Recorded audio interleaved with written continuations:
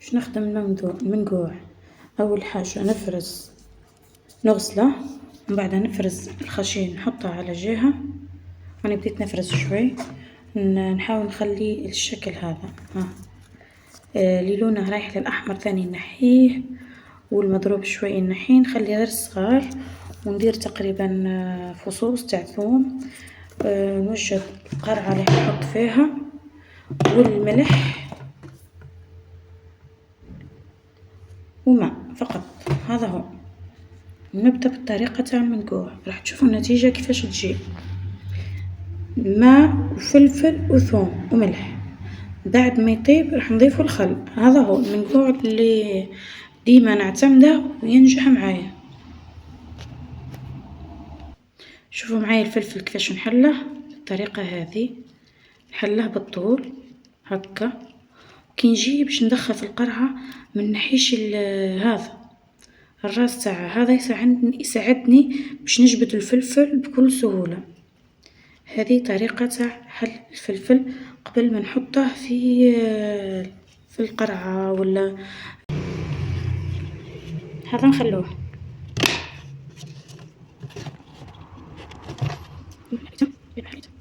كي نوصل نصف القرعة بعد ما نهموها نديرو فصوص تاع ثوم 3 ولا 4. هذا ثاني يصلح للمنقوع عادي، ولكن نخليه على جنب، ولكن ندير قرعة أخرى خاصة بهذا الخشين. إذا كملت ترقيه وقعدت بلاصة نحط الخشين في الفوق. قلت لكم بعد ما نوصل نص القرعة ندير فصوص تاع ثوم، ممكن نكمل كامل نزيد فصوص أخرى تاع ثوم. الطريقة هذه يفتح ندخلها عادي هك. معايا هنا وصلت تقريبا نصف القارورة هاهي. راح نحط الثوم، فصوص تاع ثوم، راح نزيد 3 أخرين ونكمل العملية. وصلت لهذا الخشين الفلفل هذا ما يدخلش في الفم تاع القرعة، فاضطريت اني نقسمه عن زوز ونبدأ ندخل فيه بالشكل هذا. ندخله، نضرب هكا القارورة، وراني دايرة الثوم، درت الثوم في الوسط تقريبا فوق هكا، نحط نصف آخر ونضغط براس الموس هكا.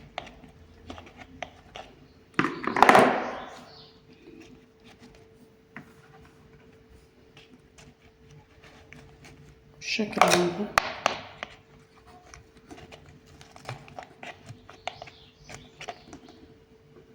أكثر شوية من الملح، نحط فيه الملح ونخلطه مليح مليح حتى يذوب الملح في وسط الماء، ونضيف الماء في وسط القرعة هذه.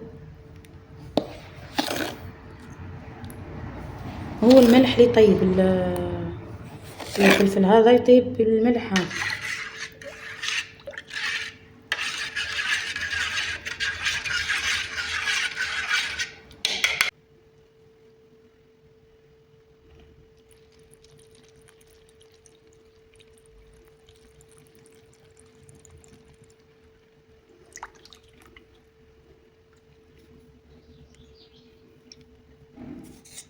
نزيد شوية ملح.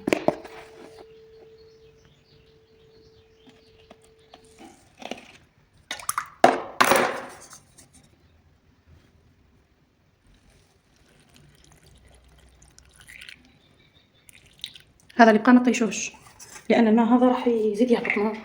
شوفوا كيفاش ندير، نسكرها ونقلبها، راح الماء يهبط للاسفل. شوفوا البلاصه هذه كلها ما فيهاش الماء، كي نرجع القرعه بالطريقه هذه كما كانت الماء يولي يهبط بكل سهوله للاسفل. ها هو واصل الماء تو نكمل، ممكن نزيد ثاني. اللي ما يتحملش الحراره تاع الفلفل يرتب التحركيات يلبسوا ليغون قفازات، لان الفلفل هذا حار ياسر يستحب. راح نكمل كميه تاع الماء كامل، نحاول نحرك الملح باش يذوب في وسطها. كمل. هذه طريقه المنقوع. ومازال ما هذا يدخل الفلفل ينقص كما فهمتكم. اقلبوها خلوه يهبط شوي ورجعوها. شوفوا نصل لازم نعمروها للفم.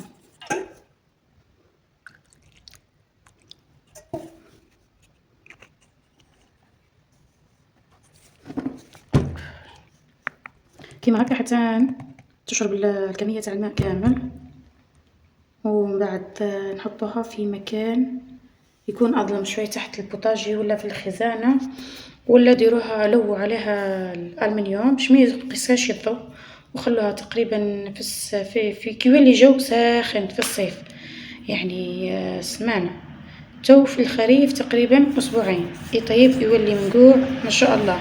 راح نوريلكم قرعة بعد ما طابت تقريبا شدت 10 ايام وكانت طايبة ما شاء الله طابت ربي يبارك. كي تكملوا تحلوا القارورة بعد ما تطيب ديرولها الخل، زيدولها الخل وحطوها في الفريجيدار. المهم بعدوه على الشمس ما يطيبلكمش في الشمس يولي مجلد وطعمته فايحة. تقدروا تزيدولها الزعتر للنكهة، اللي يحب يدير النكهة في المنقوع يزيد الزعتر. وهذا اللي فرزت منه هذا الأحمر خليه في الهواء حتى يبس، لأني شريته من مدة ومتلهيتش باش نفرزه. فحمار هذا حمار راهو حمار اللي في الفريجيدار نخرجه يزيد يكمل حمار. وهذه القرعة اللي قلت لكم عليها درتها قبل، غلفتها بالألمنيوم خليتها تقريبا 10 أيام ولقيتها طابت ما شاء الله. شوفوا القارورات هاهم تاع الشربات ولا تاع الياقوت كي تشروهم ما تطيشوهمش. راح نخرج لكم تشوفوا النتيجة بأعينكم قدام عينيكم. ها هو المنقوع. شوفوا قلت لكم تخلي الراس تاعه باش نقدر نجبد به، ولا تجبدوا بسكين ولا ملعقة. المهم تتفادوا انكم تهزوا هكا. اني ما دخلتش ناي صبعي كل، اني من الفوق لفوق. ها هو شوف شفتوا كيش طايب ما شاء الله. كيفاش كان كيفاش يولي حتى ريحته تهبل. هذا فيه زعتر وفيه ثوم، ما نقدرش نرجع اللي تنحوه ما ترجعوهش باش ما يفسدلناش الاخرين. خلاص خرجتوه خلوه لبرا استعملوه وارجعوا اغلقوا القرعة مليح وحطوها في الفريجيدار. هذا من يوم خلاص بعد ما طاب تقدروا تنحوه نغلفوا به القرعة هذه.